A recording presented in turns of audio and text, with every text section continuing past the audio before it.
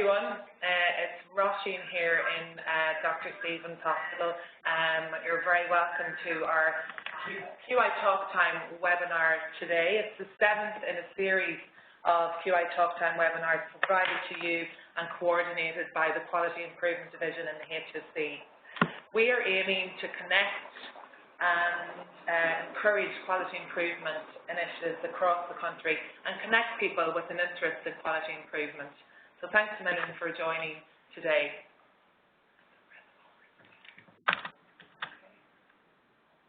No? Another little glitch. So, today's presenters we have in the room who both work in the Quality Improvement Division measurement team. Michael and Jennifer work with a team that help people collect, interpret and contextualize data to evaluate and drive improvements. They work at a local, at a group level and at a national level, and they're hoping to train on improvement, measurement for improvement, and produce a range of toolkits and resources for people out there to use.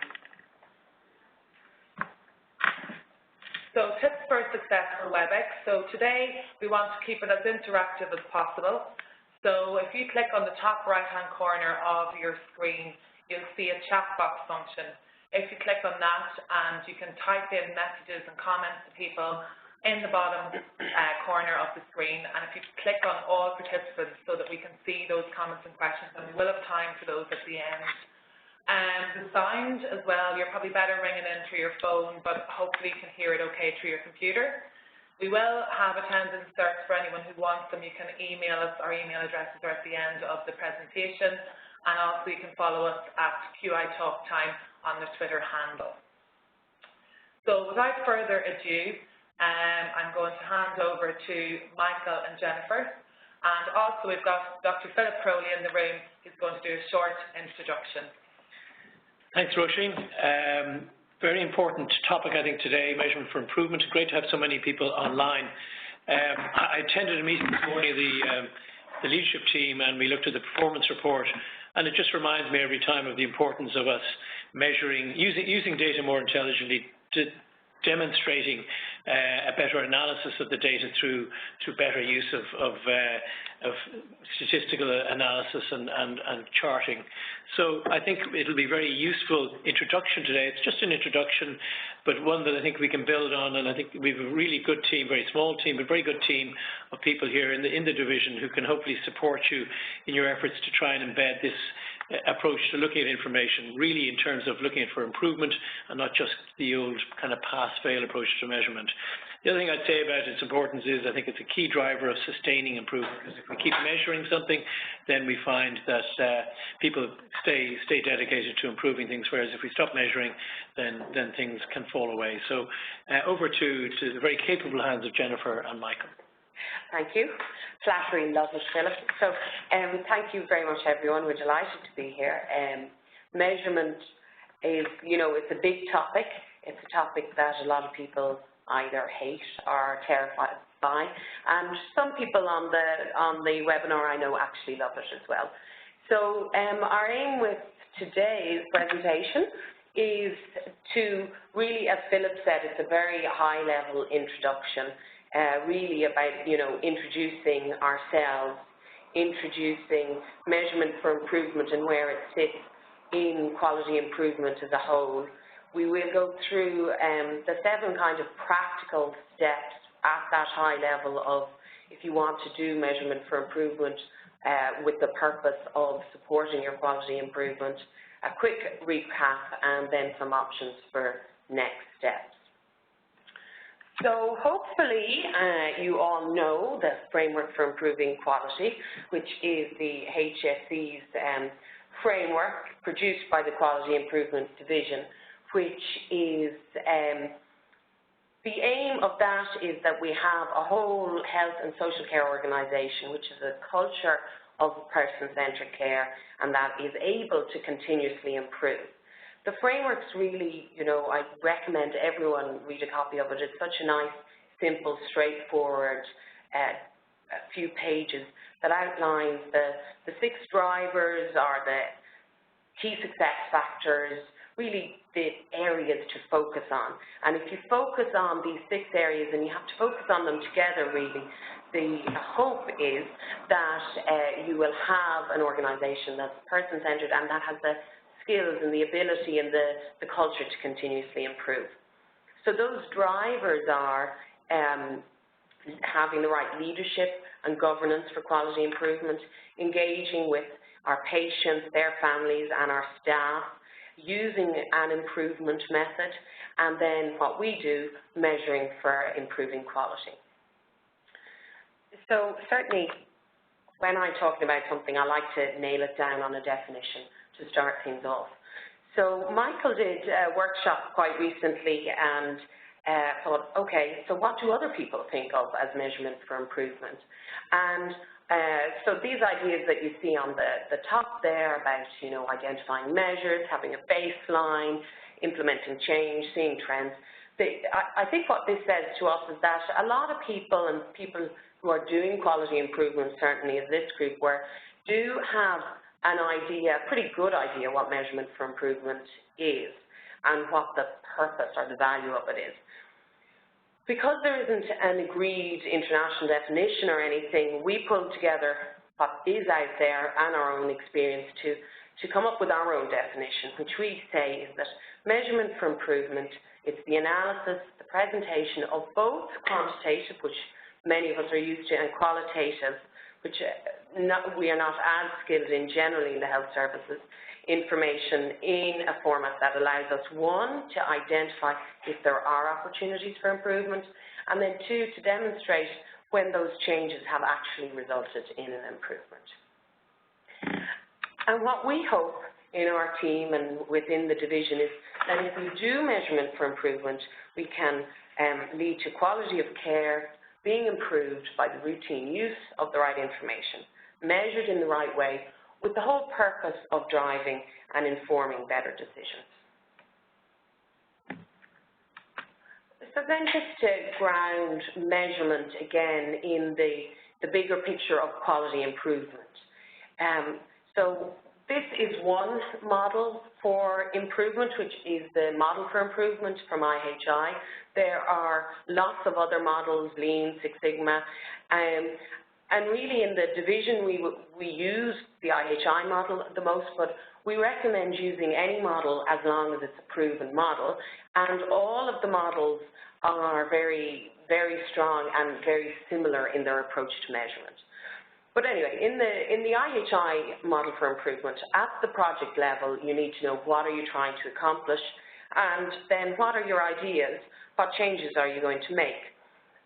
And measurement comes in to answer that question, did the change you make actually lead to an improvement at your project level?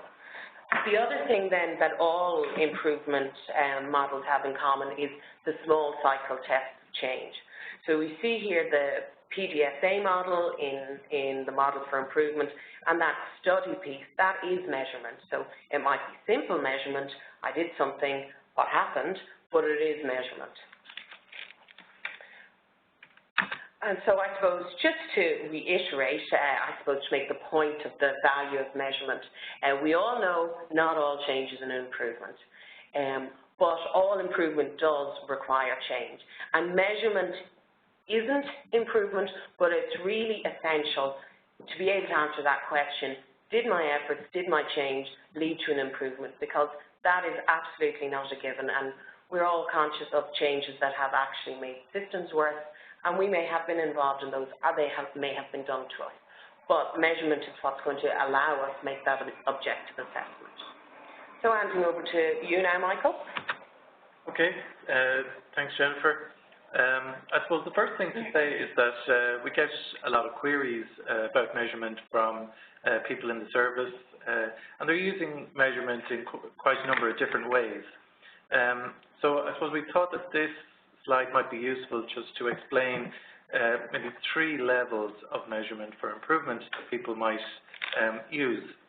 The first thing to say is that, you know, probably a lot of people who work in quality improvement are familiar with PDSA cycles.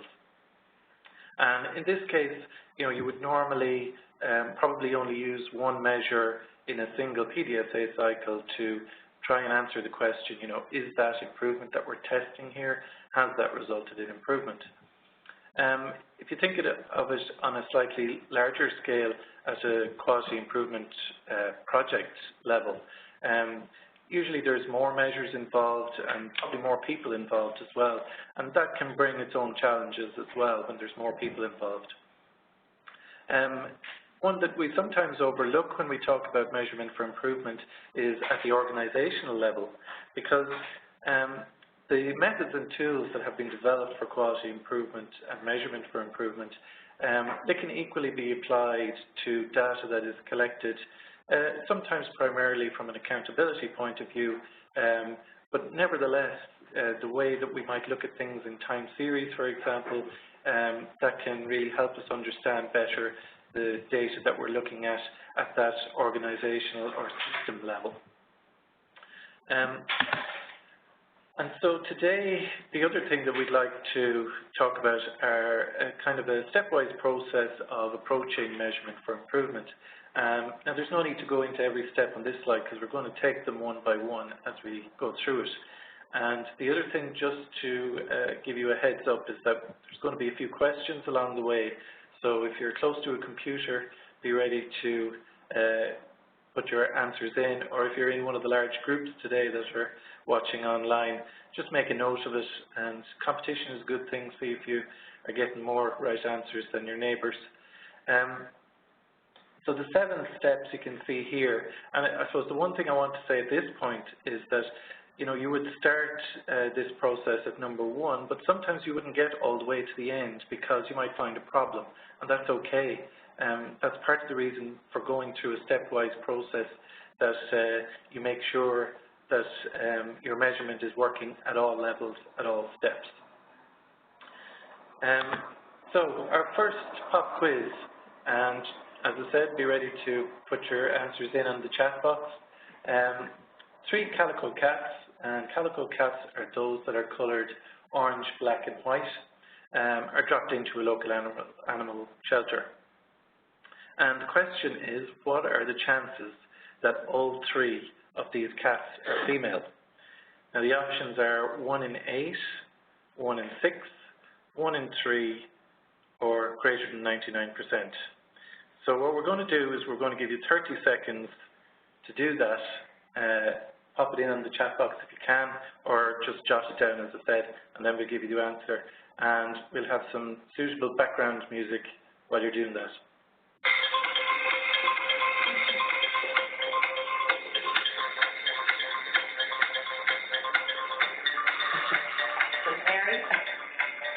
Great, we're getting some answers in already. Kevin are quick off the mark.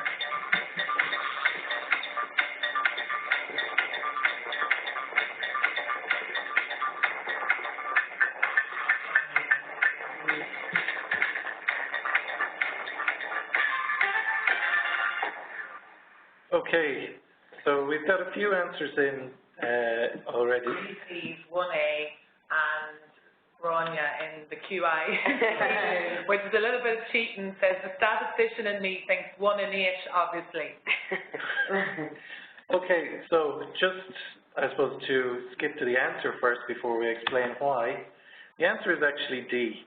And in our experience, there's very few people who get this question. You got 1D. Yeah, Jerry and Hannah knows over in the ICC network. Well done. Very good. Excellent. Well done. Yeah, so as Grania said, the statistician inside everybody would say 1 in 8. That would be, your mathematical answer. But actually, this isn't a question about mathematics at all. The point here is that it's just the genetics of calico cats. All calico cats virtually are female. And if you were an expert on cats, or if you knew a lot about cats, you would know that. But everybody else would probably think, and rightly so, that it's a maths question. So really, in this case, it's a question of the subject matter experts. And you could be the best statistician in the world, and you would get that question wrong all the time, unless you knew something about cats, or probably more correctly, that you knew somebody who knew a lot of things about cats that you could ask. So this is one of the first pitfalls. As we go through the steps, we're going to try and show you some of the pitfalls that we've come across. So don't be disheartened. I'd have to say I can only think of 3 people who have gotten that question right in all the times that we've tried that before. So not involving the subject matter experts from the start and throughout any improvement project, we would say that that's a pitfall that you should try and avoid. So in the context of healthcare, your subject matter experts are those people who are actually working in the system that you're looking at. They're the ones who understand the system best, as well as the service users and patients, those that are using the services as well. They really do understand the service. So that was that first example, and I'm going to hand you back to Jennifer to take you through the next bit. So well done, Deirdre O'Keefe. Are you a cat lover, we wonder, or did you see that exercise before? Anyway, moving on to the first step that is really important for improving quality and surprisingly can be overlooked is to ask that question, is there actually an opportunity to improve? To answer that, in some cases there is data available, and this is where we really should look to the performance assurance reports or other data that people do have to put a lot of effort into collecting and often we don't use but can be a clue for somewhere we should be looking at. And then at the other hand, as Michael says, is the subject matter experts, the nurses on a ward saying, we have a hunch there's a problem with pressure ulcers, a cardiologist saying we have a hunch we're not giving people their primary PCI quickly enough. And I suppose the point is it's really good to have both subject matter experts in terms of data and in terms of the area you're trying to improve. And as I said, the pitfall is that sometimes people do have an idea for quality improvement project, but when you look at the data, their hunch might not be right. Either there might not be a problem, which isn't that common, but what is often what happens is that the problem isn't exactly what they think it is. So that's really important to bear in mind before you start off. But presuming you have identified an opportunity for improvement, when it comes to measurement, the first step really is choosing the right measures. And, measurement is nearly inevitably going to be work, and so it's really important to only measure really what you need. The other reason to only measure the vital few is that measurement, the purpose of measurement is help guide your decisions, guide your project. Measurement's not an end in itself, and it's really important to remember that computers can deal with as many measures as you want to give them, but humans can only deal with it and act on a certain number. In a quality improvement project, the ballpark would be like 3 to 5 measures is probably all you need.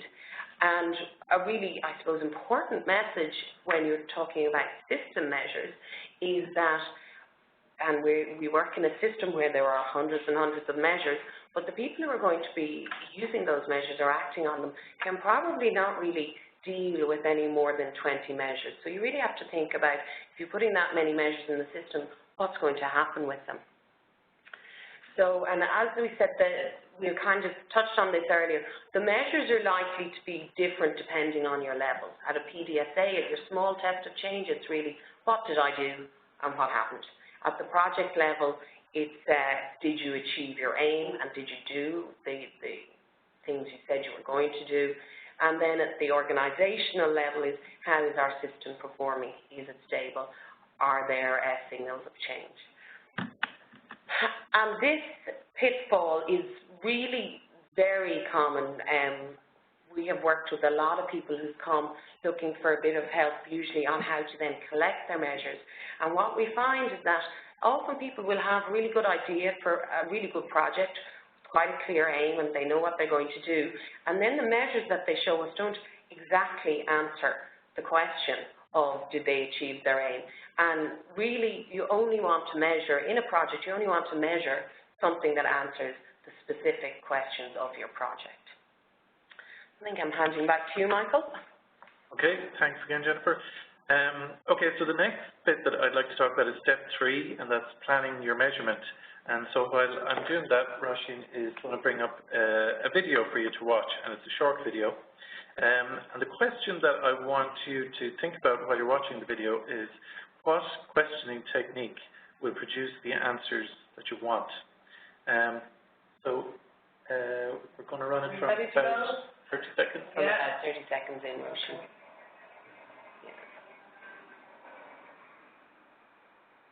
Great.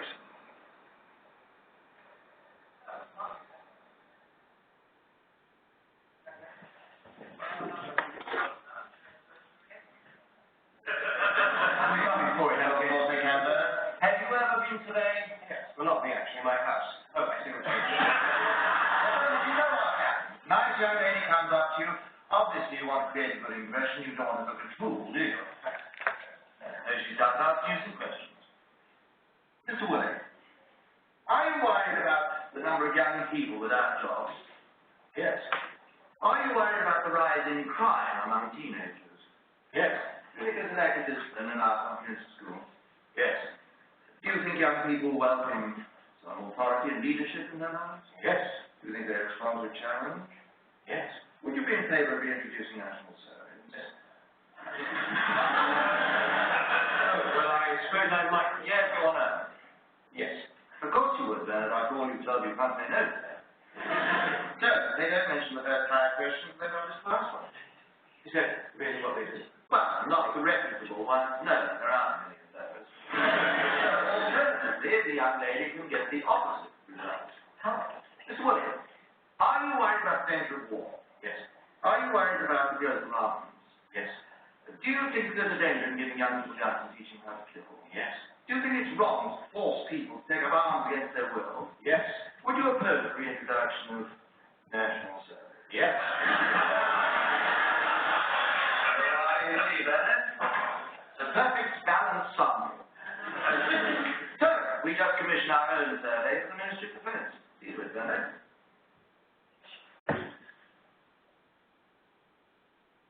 Yes, right. This directive comes from Brussels, saying all EEC matters must conform to some niggling European word processing standards. We have to agree to the plans of masses of... Okay. So that's a video obviously from Yes Minister, and we're not suggesting that there are any Sir Humphreys working in healthcare in Ireland, but we definitely come across, the idea that there's lies, damn lies and statistics. And I suppose what the video shows is that, using leading questions can very much lead people in a particular direction. So you do have to be careful about that. In the example there, and if it didn't work very well online, please have a look at it again. The link will be there on the presentation afterwards. But basically, Sir Humphrey was advocating the use of different sets of questions to arrive at different conclusions. And that is definitely something that you would want to avoid. We would say that we get asked about surveys in particular quite a lot, and just to remember that surveys themselves are quantitative data collection tools, but we do have some top tips that if you are using them, or if you want to collect qualitative information at all, the first thing we would say is use open questions, not leading questions. Things that begin with, why, how, and what, and when. And so you're not leading responders down a particular path. The other thing to say is that, we do use surveys quite a lot. And sometimes, consider other options like a small number of interviews or even a focus group might actually give you better information than a survey ever could, and it might be more appropriate for your needs. And the last thing we would say is that when you're, conducting interviews, it's okay to, ask permission and video or audio record the session so that when you're analysing the data afterwards, there's no ambiguity over, trying to remember what different people said or anything like that. So they're just some of the tips that we would have. Really the point of that exercise, I suppose, as well, is to emphasize what Jennifer said earlier, and to remember the qualitative aspect of data collection and analysis. There's always opportunity to bring that into your work. I think we probably do focus on the quantitative a little. So when we talk about planning measurement in general, and that's where this point is leading us towards, what we really want to say is that you really have to define very specifically what you are measuring and how you're going to collect it. And everybody does need to be on the same page. Now, we talked about the 3 levels of measurement earlier. You could imagine in a QI project that there might be several people involved in collecting the data, and you really need to ensure that everybody is on the same page and is going to count everything consistently. So you need to plan for that. In large-scale projects, we would advocate the use of a measurement plan template, and you can see there's a link here to one that's on our website. It's an Excel file, and it just walks you through the different steps and things that you need to define and agree as a group if you're going to carry out a series of measurements. You mightn't need this necessarily at the PDSA cycle level, because that would be quite simple, but once you get to any sizable project, we definitely would advise you to use something like this. And so just to finish on this point, bad measures or badly designed measures, at best they're a waste of time, but at worst they can be misleading and even lead to harm. So definitely remember to plan your measurement before you begin collection. So I'm going to hand back over to Jennifer for this next part. So collecting data is easy to say, and on the other hand is probably the biggest burden in your measurement plan. So just to say again, as Michael said, if you have chosen good measures and you've planned carefully with really tight definition of what and how you're going to collect it, this should happen reasonably well. But there's a really big pitfall that we see all the time, and that's that assuming that everyone will collect the data in the same way, or particularly that they'll collect it in the way you think they're going to collect it. And our colleague Deirdre, if you're listening, used to say, ask 40 different organisations for information on one measure and you get 40 different answers back. So really our tip here is, one, do those steps of choosing and planning your measurement carefully, but then make sure that you test that on a very small scale first with 1 or 2 people, and then when you're happy that your plan and your collection is fit for purpose, make sure that there's really good communication with the planners and the collectors to allow everyone to check that they're on the same page and they're going to do the same thing in the same way. So when we talk about collecting data for quality improvement, the thing that comes up a lot is baseline information and getting the right baseline information before we start. Obviously, having baseline is really useful because that information tells you how your system or your area you're interested in is functioning currently, and so then it allows you to see the change from before to after your intervention. And without that baseline, it is difficult to be able to say that your change led to a change in the actual performance. What we would say, in our opinion, Pitfall is delaying a project to get a baseline in all cases. So where you can, where you have time, where the project or the problem isn't urgent, yes, if you can get baseline. But if this is something that really needs to be fixed now, fix it now, don't wait for the baseline. The other top tip we would say is that in general, use what data is already available, but particularly for a baseline, sometimes there's data there which isn't by any means perfect, but it might be good enough as your baseline and to allow you to see changes over time, whilst in supporting other data as well. So I guess just to summarize the points on collecting data, they say make sure to use the data that you have already. Obviously saves work and provides a baseline. And if you don't have a data collection system, don't be overwhelmed. And people come to us going, God, I just don't know how to even start collecting data. And sometimes it's really not difficult. Particularly at the PDSA level, it should be very simple. But at the project level, you'd be surprised how many times, you know, a tick and tally, just marking off somebody's done this how many times, or a safety cross, which is the little green and red cross there, gives very good information and is enough to show improvement. Now, as you get to bigger quality improvement projects and as you get to organizational-wide measures, obviously you do want to move towards automated data, towards data that's part of your usual workflow, because that will limit the work long-term, and it does provide a lot more robustness in the data, but at the start that's more work to set up. So you have to have that balance, kind of short-term and long-term. So now I want to share a little quick vignette of my life in Australia when I was still in clinical medicine, and I tried quite a few different jobs.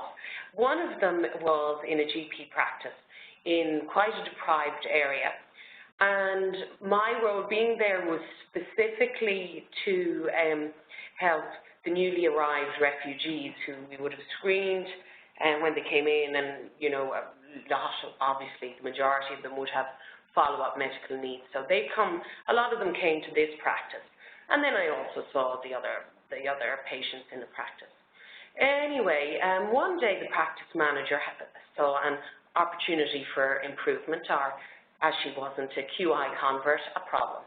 And the problem was that these refugees were terrible DNAers. They were really not attending their appointments, and this is causing big issues for the workflow. So anyway, so she's the subject matter expert, I suppose, in terms of flow of the GP practice, and that's her hunch. So I said, okay, great, let's have a look at that. And all I did over the next I think it really only took 2 days, was a tick and tally. I had my list of patients for the day, and I would tick if they came or not, and I would know by the names generally reasonably well enough if they were one of the groups of newly arrived refugees or not. And what I found after only 2 days and absolutely minimal work was that she was right. There was an opportunity to improve. We had really quite high DNA rates, but she wasn't right in how exactly where the problem was. It wasn't refugees, it was everybody. And the other thing that I noticed from this very quick tick and tally was there was a behaviour that the refugees were quite different in, and that was that people had, for me, 15-minute appointments. For everybody else, they only had 10 minutes. But for my appointments, the refugees would often come as a whole family. So, and indeed one day, 9 from a family turned up for a 15-minute appointment. So we did do a small bit of work with them and saying, certainly if they came in, the message was always, you know what, all 9 of you can come in, but we have to give you 9 appointments. So we made a little bit of an improvement by having a hunch, choosing the right measures, doing a very simple baseline, and being able to direct our improvement efforts. Okay, back to you, Michael. Great. So what I wanted to talk about next then was step 5, which is the analyze and present data. And probably this is one of the more detailed steps in the process, and one that a lot of people have some difficulty with. So what I thought I'd do, again, is going to be a pop quiz. So I thought we might start with something that we see quite a lot and have a question about that. So if you look at this chart and particularly focus on the blue column in the middle, the question is, and this chart shows the number of male and female TDs that have been elected to 5 Dáil. So the question is, how many female TDs were elected to the 30th Dáil? That's 2007, so that's the blue column in the middle. And the options are, is it A, 18, B, 19, C, 20, or D, 22? So again, if you want to use the chat box, or if you're in a group, as I say, just make a note and compare it with your partners. And the clock has started.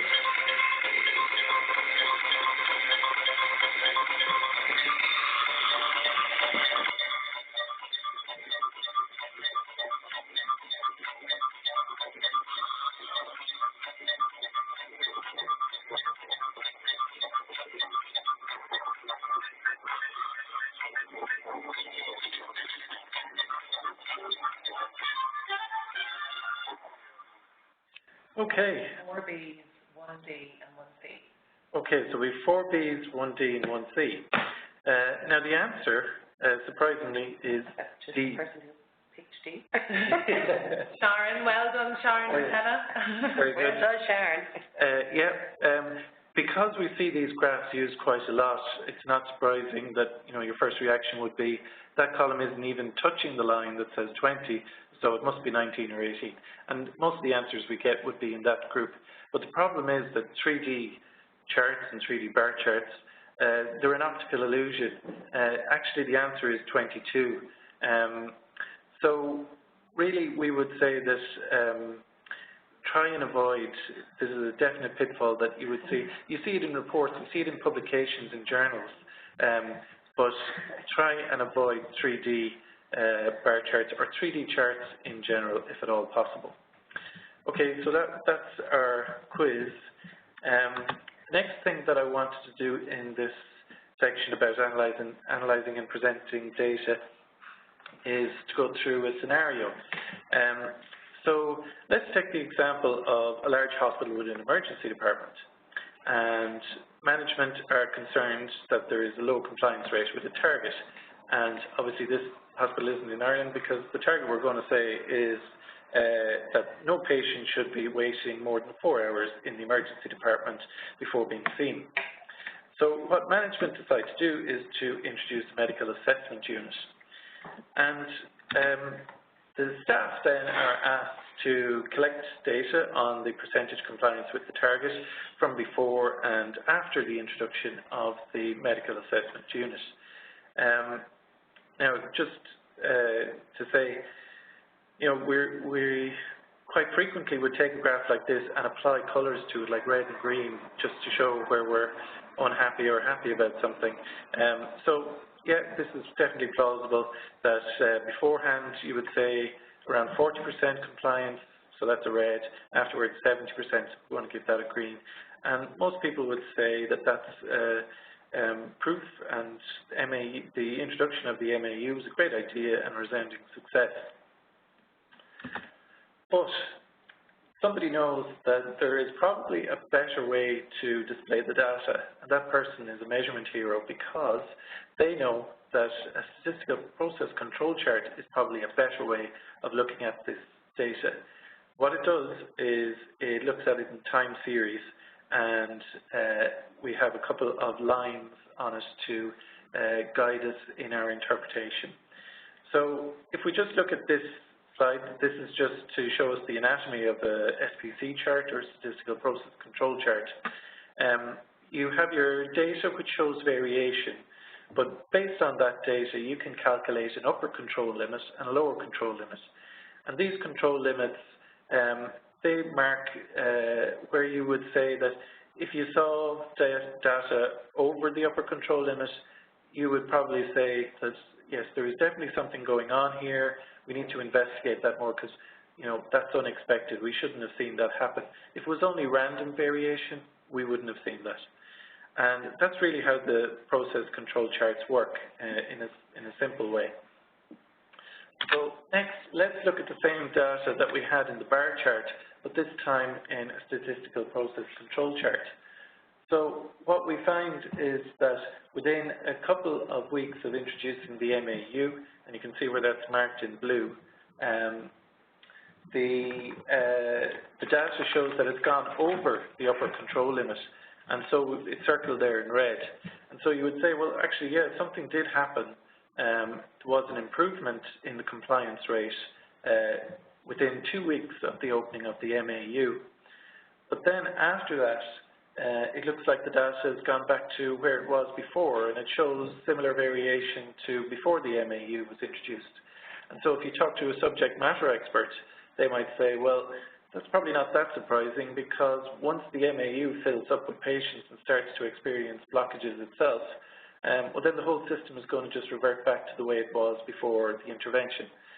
So I suppose this is just an illustration of a common thing that we would see in healthcare. This idea of looking at data with just a before and after approach and not sustaining the measurement on into the future to make sure that whatever improvement you've made, it's actually sustained, and it wasn't just an immediate reaction afterwards and then everything fell back to the way it was. So this is one of the reasons that we would suggest that time series in itself is a great thing to do, and we would encourage people to do that. But if possible, we would say a process control chart is an ideal way to look at this change over time, and it helps you to understand the variation that lives in the data. So just to finish off, I recognize that that was quite a short explanation of some of the things around analyzing and displaying data. So what we would suggest is that if people are interested, we could do other sessions more specifically on one aspect of this, like run charts or control charts, if people are interested. And just to say that always use the right tool for the right job and use it in the right way. There are lots of options for how you could present or how you could display or analyze your data. So it's just a case of choosing the right one for the scenario at hand. Okay, so I'm going to hand back to Jennifer now.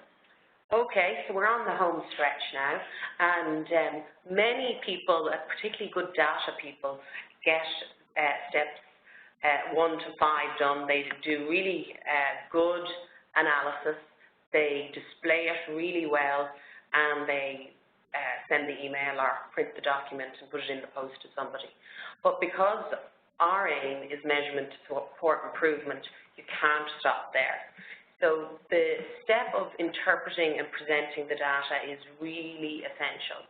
You have to get the information to the right audience, the people who are going to use it for action. And as we said at the start, involving those people from the start of the project and to even direct the project is how that's going to work the best.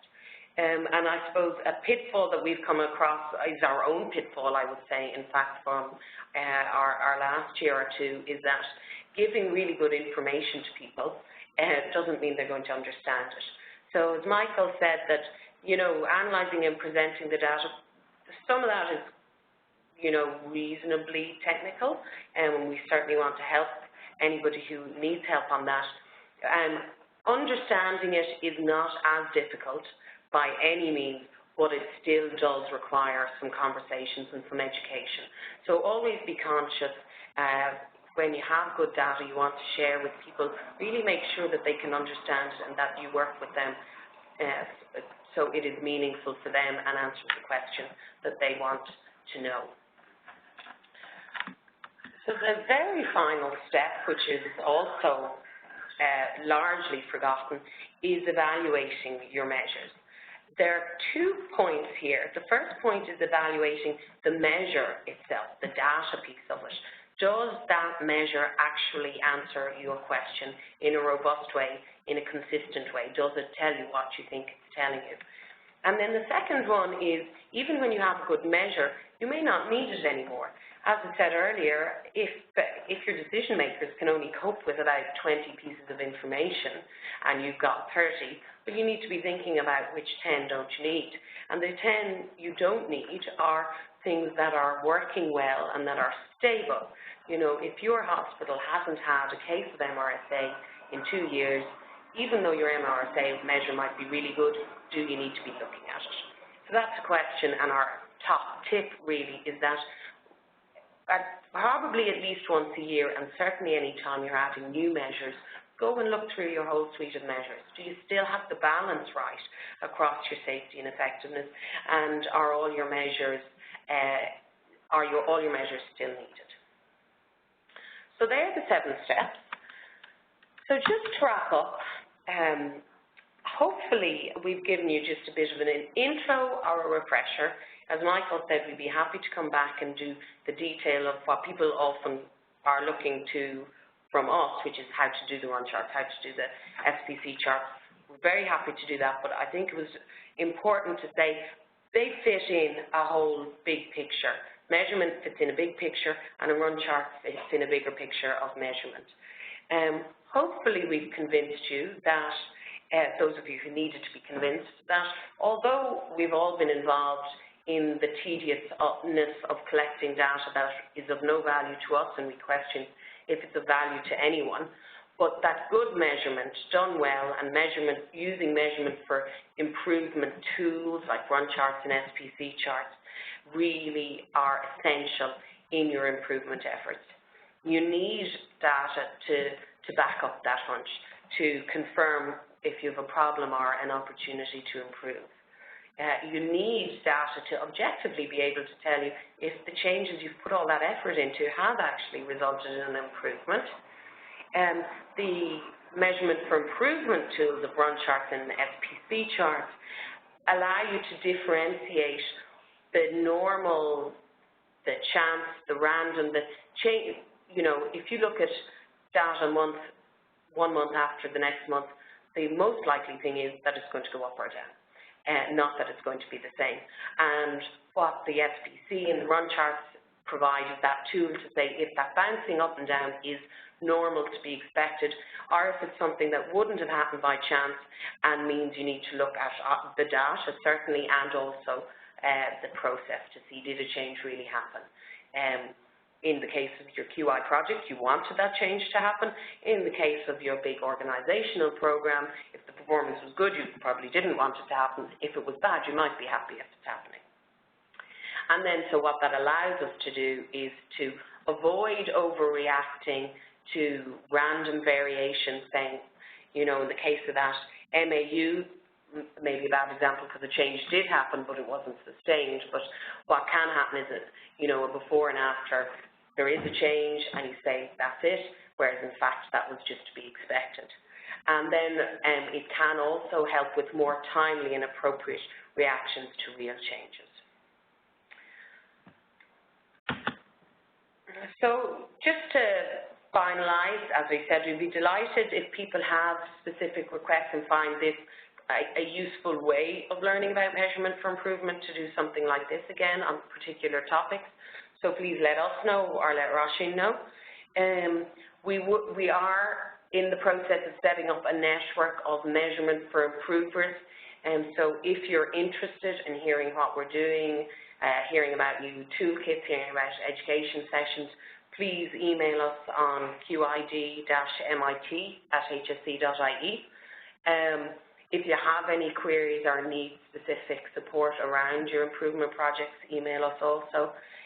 Follow us on Twitter @QI Measurement, and check out our webpage where we have some of our tools available for download.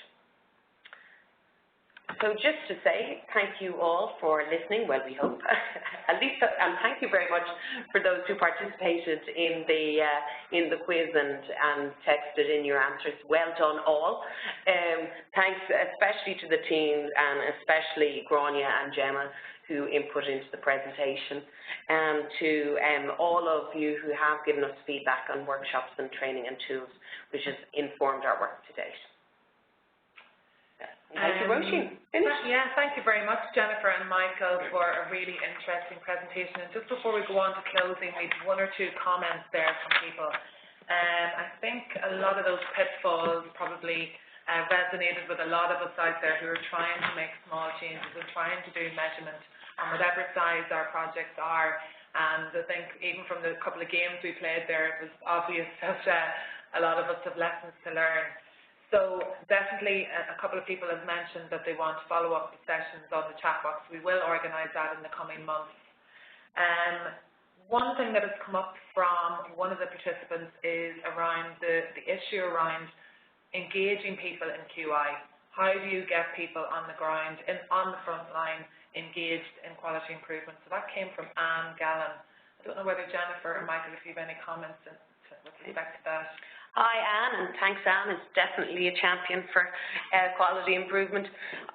To me, I think one of the key things is asking people, you know, how's your service? What do you want to improve? And I know that's a bit hard for us in our national service where we're trying to learn things, but I think definitely on the ground is not imposing quality improvement, but asking people what is it they think needs to be improved, how can they improve it, using certainly and I know Libby and Juanita did a presentation on staff engagement and using Schwartz rounds or frontline ownership to put that power back to the front line, because what you generally find is actually that people on the front line, managers, everybody, often want in or around the same thing, and by just asking people, that helps the ownership, helps the focus.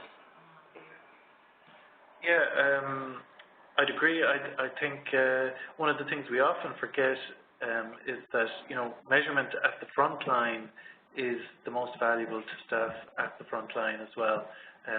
Like if you want to answer a question about some aspect of service on your ward or in your nursing home that you're working in or whatever, you know, a national data set mightn't help you answer that, whereas measurement at a local level, and sometimes it doesn't have to be all that complicated, as Jennifer mentioned with the tick and tally example, or things like safety cross. All of those things are very valuable at the local level, at the frontline level. So maybe it is about, you know, encouraging them and showing them that that kind of measurement is valuable.